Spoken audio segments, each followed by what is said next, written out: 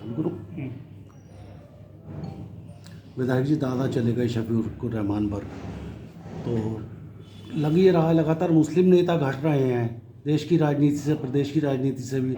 आजम खां jail में है, Irfan Solanki jail में है, इधर सहारनपुर की बात करें तो वो भी हाशिए पे हैं। तो क्या कैसा महसूस करते हैं 2024 से पहले आप? जी, फिलहाल तो मैं अभी गम के दौर से गुजर रहा हूँ। इस घड़ी से वो बयां करना मेरे लिए मुश्किल है।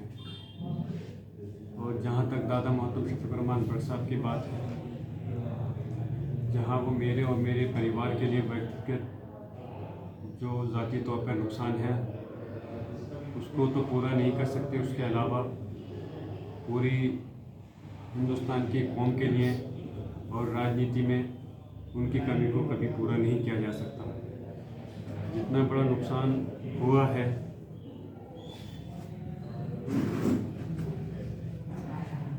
लेकिन अल्लाह की मर्ज़ी है, उसके आगे सब मजबूर हैं।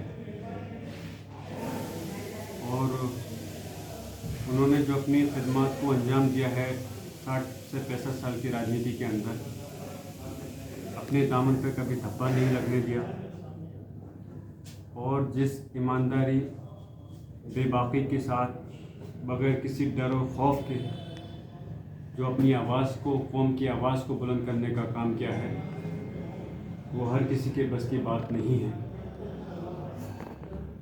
संभल में मौलानाओं ने, उलेमाओं ने आपके लिए आगे आने को कहा है, ऐलान किया है कि हम चुनाव लड़ाएंगे, समर्थन देंगे। तो क्या आप संभल की राजनीतिक विरासत संभालने की मूड में हैं? लोगों ने अपनी ख्वाहिश का इजहार किया है। उलमाए इकराम, जिनसे कि दादा मोहतरम भट्ट साहब हमेशा से बेपनाह उनके सम्मान भी करते थे और उनसे मोहब्बत भी करते थे। यकीनन ये हकीकत है, उनकी जगह कोई नहीं ले सकता। जिस तरह से उन्होंने अपनी खिदमत को अंजाम दिया है, जिस तरह से राजनीति उन्होंने की है, उनकी राजनीति में और दूसरों की राजनीति में ज़मीन आसमान का फ़र्क है। उन्होंने राजनीति को लालच के नज़रिए से नहीं बल्कि खिदमत के नज़रिए से किया है। और मैंने दादा मोहतरम के साथ रह कर 12 साल से ज़्यादा साथ मेरा रहा। वैसे तो जो आंखें खोली मैंने उनकी से ही सब कुछ सीखा। सरपरस्ती में उनकी मेरी परवरिश हुई है, चाहे मेरी एजुकेशन का मसला हो या मेरे सामाजिक राजनीतिक सफ़र मेरा रहा हो, तो उनसे मैंने जो कुछ सीखा है, मेरे पास जो उनका दिया हुआ तजुर्बा है, मेरी इंशाअल्लाह पूरी कोशिश यही रहेगी कि मैं उनके नक्शे कदम पर चलकर उनकी विरासत को संभालने का काम करूं। और जो आज सिर्फ संभल की मैं बात नहीं कर रहा, क्योंकि दादाजी कहा करते थे कि विधायक और सांसद तो आदमी बन सकता है, लेकिन एक लीडर बनना, एक नुमाइंदा बनना, वो अलग बात होती है। उसके लिए आदमी को तपस्या करनी पड़ती है, आदमियों को दिलों पर राज करने के लिए उनके दिलों को जीता जाता है। तो इसलिए मैं पूरी कोशिश करूँगा कि उनके नक्शे कदम पर चल करके जो उनका मिशन था उसको आगे बढ़ा सकूं। और जो आज कौम अपने आप को, यकीनन जब मैं ही अपने आप को बेसहारा महसूस कर रहा हूँ, पूरी कौम वो कर रही है, लेकिन इस वक्त में मुझे जो दादा मोहतरम भट्ट साहब के जो हमदर्द लोग हैं, जो मुशीर हैं, जो उनके करीबी लोग हैं, चाहे वो अवाम हैं या उलमा इकराम हैं, उन्होंने जो मुझे सहारा और हिम्मत दी है, मैं उनका शुक्रिया अदा करता हूँ। और इंशाअल्लाह मैं पूरी इस चीज़ पर की कोशिश करूँगा कि जो भट्ट साहब का, उनको दादा मोहतरम का सहारा था, मैं उनकी जगह तो उनकी तरह तो उनके कद तक तो मैं नहीं पहुँच सकता, ये मुझे कहने में कोई संकोच नहीं है। लेकिन इंशाअल्लाह इतना ज़रूर है कि मेरे जो उनसे मेरे तजुर्बा उनसे सीखा है, मैंने जो उनसे राजनीति सीखी है, जो उनसे मैंने किस तरह से काम करना है, किस तरह से कब क्या फ़ैसला लेना है, इंशाअल्लाह उनके नक्शे कदम पर चल के अपनी कौम को बेसहारा नहीं होने देने का। तो क्या लगता है आपको, समाजवादी पार्टी आपको संभल से लोकसभा से टिकट देगी, आपके दादा या प्रत्याशी थे इससे पहले? देखिए, मैंने अभी आपसे वही कहा कि इस वक्त मेरे लिए ये बड़ी मुश्किल घड़ी है, इस वक्त मैं ज़्यादा राजनीतिक बात करने की स्थिति में नहीं हूँ, लेकिन मैं यही कहूँगा कि कौम की जो आवाज़ है, जो आवाज़ होती है वो नक्कार खुदा होती है, और उनकी आवाज़ है तो इंशाअल्लाह जो पार्टी फैसला लेगी, मैं समझता हूँ कभी पार्टी भी जो जनता के उसको ही समझ करके फैसला लेती है, जो जनता का नज़रिया होता है पार्टी भी उसी के हिसाब से फैसले लेती है।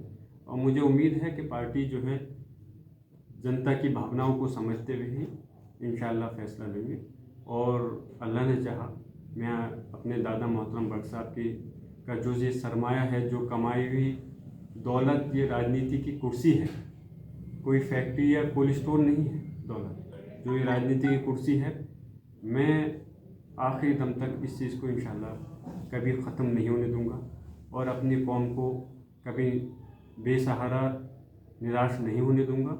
उनकी विरासत को संभालने का काम करूंगा, और इंशाअल्लाह उनके मिशन को आगे बढ़ाने का काम करूंगा।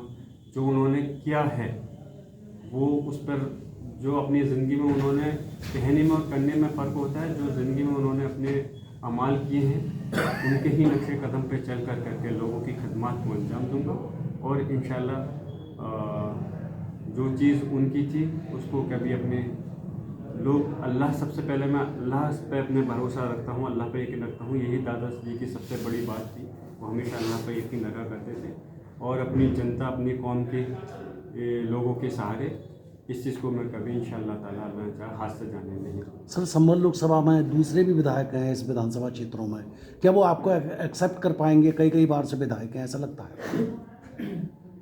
पार्टी का फैसले को मैं समझता हूँ, जो पार्टी का फैसला होगा उसको कोई नहीं टालेगा, और इंशाअल्लाह पार्टी के फैसले पर और विधायक भी, पार्टी इंशाअल्लाह टिकट देगी तो कोई विधायक पार्टी से बाहर नहीं जाए।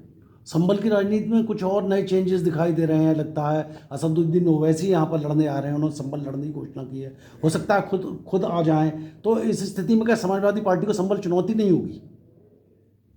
अभी कोई चीज़ होने से पहले नहीं कह सकते, अभी वक्त है, इस चीज़ पे मैं तभी जवाब दे पाऊँगा जब कोई चीज़ सामने इस टाइप की बात आएगी।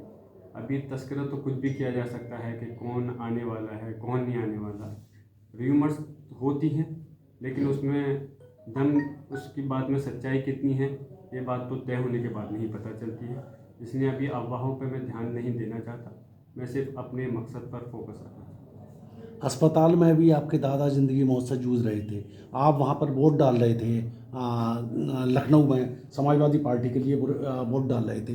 इसके बावजूद एक चीज़ जो आई है नज़र, सपा के 7-8 विधायकों ने भाजपा को वोट किया है। क्या समाजवादी पार्टी को कंट्रोल नहीं कर पा रहे हैं अखिलेश यादव? क्या स्थिति है इस समय बताइए जी। ऐसी बात नहीं है। सबसे पहले तो मैं आपकी दोनों बात का जवाब दूंगा, दोनों बात का ये जवाब दूंगा। नंबर एक, सबसे पहले आपने जो कहा कि मैं दादा मोहतरम के ऐसे वक्त में मैं पार्टी के लिए वोट डाला था, ये चीज़ जो सीखी है मैंने अपने मज़हब इस्लाम से और दादा मोहतरम से सीखी है कि वफ़ादारी जो है, वफ़ादारी हमारी खून के अंदर है, हमारी रगों के अंदर है। और पार्टी का अगर मैं विधायक हूँ, पार्टी होने के नाते दादा, हमारा जहाँ मज़हब इस्लाम ने, जैसे कि हमारे लोगों ने देश में अपनी कुर्बानी दे के देश को आज़ाद करने का काम किया था, तो वही वफ़ादारी और दादा मोहतरम से वफ़ादारी सीखी है कि हमें कोई आदमी, हमारे ज़मीर को आदमी, जो 7-8 विधायक पैसे से बिके हों, डर के बिके हों, किसी लालच में बिके हों, वो अलग बात है। लेकिन इतना मैं कह सकता हूँ, कोई हमारे दिल को अपनी मोहब्बत से तो ज़रूर ख़रीद सकता है, लेकिन कभी हमारे ज़मीर को अपनी दुनिया भर की दौलत से नहीं ख़रीद सकता, ना ख़रीद पाएगा इंशाअल्लाह। और उनसे ही वफ़ादारी सीख ले करके मैंने पार्टी के ऐसे कदम पे, जब नाजुक वक्त था, और वो नाजुक वक्त पार्टी के लिए भी था, मेरे दादा मोहतरम के का भी नाजुक वक्त था, पूरा महीना मैंने साथ गुजारा, लेकिन मुझे अफसोस है, और मैं ज़िंदगी भर ये अफसोस मेरे दिल से नहीं जा सकता कि ऐसे वक्त में मैं उनके साथ नहीं होकर के मैं वहाँ पार्टी के लिए वोट कर रहा था। तो इसलिए ये भी दादा मोहतरम की एक पॉलिसी का एक हिस्सा था जिसको मैंने आगे बढ़ाने का काम किया है, और ज़िंदगी भर इंशाअल्लाह ताला, जैसे मैं पहले भी कह चुका हूँ कि मैं जहाँ अपनी कौम का वफ़ादार हूँ, वहाँ अपने देश और पार्टी का भी वफ़ादार हूँ। अब हमारी अगर वफ़ादारी है तो इंशाअल्लाह पार्टी भी हमसे कोई हमारी वफ़ा को भूल नहीं सकती। और दूसरी चीज़, जहाँ तक बात आपने कही कि अखिलेश यादव जी पार्टी को नहीं संभाल पा रहे हैं, ऐसा नहीं है कि इस वक्त पार्टी को संभालने की तो दूर दूर की बात है। अखिलेश यादव जी ने, आप ये बात तब कहते कि जब अखिलेश यादव जी ने खुद सरेंडर कर दिया होता बीजेपी के सामने। इस वक्त बड़े बड़े मुख्यमंत्री, बड़े बड़े पार्टी के अहदेदारान सरेंडर कर रहे हैं सीबीआई, ईडी, इनकम टैक्स के डर से, जो कि भारतीय जनता पार्टी ने उसको अपना एक हथियार बना लिया है। और सरकारें तो और भी पार्टी की रही, लेकिन कभी ऐसा दुरुपयोग कभी नहीं हुआ जिस तरह से उन्होंने दबाव बना करके किसी को खरीद फरोख्त करके कर रहे हैं। अखिलेश यादव जी ने पार्टी को नहीं संभाला होता तो फिर 47 विधायक से 111 विधायक कैसे जीते होते जो जीत करके आए थे। और कोई ऐसा नहीं कि यूपी में तोड़ने का काम किया है भारतीय जनता पार्टी ने। भारतीय जनता पार्टी ने तो महाराष्ट्र में तोड़ने का काम किया, सरकार को तोड़ दिया, वहाँ की पार्टियों को तोड़ दिया। मध्य प्रदेश में मुख्यमंत्री को अपना गिरफ्तार करा दिया। जम्मू कश्मीर में फारूक अब्दुल्ला, महबूबा मुफ्ती के पीछे ईडी लगा दी। बिहार के अंदर की सरकार को गिरा दिया, उन पर दबाव बना करके नीतीश जी ने पूरा अपना वो कर दिया सरेंडर। अखिलेश जी तो नहीं झुके। और फिर लालू यादव जी के पीछे ईडी लगा दी, कांग्रेस के सांसदों के पीछे लगा दी, राहुल गांधी जी को, प्रियंका गांधी जी को, और मतलब ऐसी जरा कितनी मिसालें हैं। लेकिन अखिलेश जी ने उनके सामने खुद सरेंडर नहीं करा, इसी वजह से उन्होंने उनकी पार्टी को तोड़ने का काम करा है। लेकिन अगर कोई कुछ विधायक टूटे हैं डर से, तो मैं उम्मीद करता हूँ इंशाल्लाह वे दबाव हमारे, आप क्या समझते हैं कि हमारे पर दबाव नहीं पड़ा है? हमें क्या लालच नहीं दिए गए जब राज्यसभा का वोट था? लेकिन अल्लाह का करम है, मैंने ये अल्फाज उस वक्त कहते जब दादा मोहतम हॉस्पिटल में थे, मेरे पास में भी एक जिक्र आया था कि इनकी भारतीय जनता पार्टी, लेकिन मैंने बड़ी मजबूती, और मेरे पास उसका सबूत भी है मेरे पास, मैंने लेकिन मजबूती से कहा कि हमारे ज़मीर को आप बड़ी से बड़ी दौलत पर भी आप नहीं खरीद पाओगे। मैं अपने दादाजी के नाम को कभी इंशाल्लाह उनके गंदा नहीं होने दूंगा, उनके दामन को कभी ख़राब नहीं होने दूंगा। तो विधायक जी, कितने का लालच था और कौन लोग दे रहे थे कुछ? अब ये वक्त आने पे मैं इंशाल्लाह उसको बताऊंगा। अभी फ़िलहाल और इससे ज़्यादा मैं और कुछ नहीं कह सकता। एक अंतिम सवाल, अभी चुनाव से पहले ऐसा लगता है, सूचनाएं आ रही हैं गृह मंत्रालय सीए लागू कर सकता है। बाकी साहब तो विरोध करते थे लगातार सीए का, आपकी क्या पॉलिसी होगी? बिल्कुल विरोध दादा मोहतम करते थे विरोध, तो मेरा भी विरोध कायम रहेगा। मैं उनकी नक्शे कदम पे जब मैं चलूँगा तो उनकी एक एक चीज़ को अपनाऊँगा। मैं अपनी कौम के ख़िलाफ़ कोई भी अगर मेरी आवाज़ होगी, तो कोई मेरे ऊपर कुछ भी परेशानी आ जाए, मुसीबत आ जाए, मैं कभी खामोश नहीं रहूँगा। उन्होंने विरोध किया है, मैं भी डंके की चोट पर विरोध करूँगा।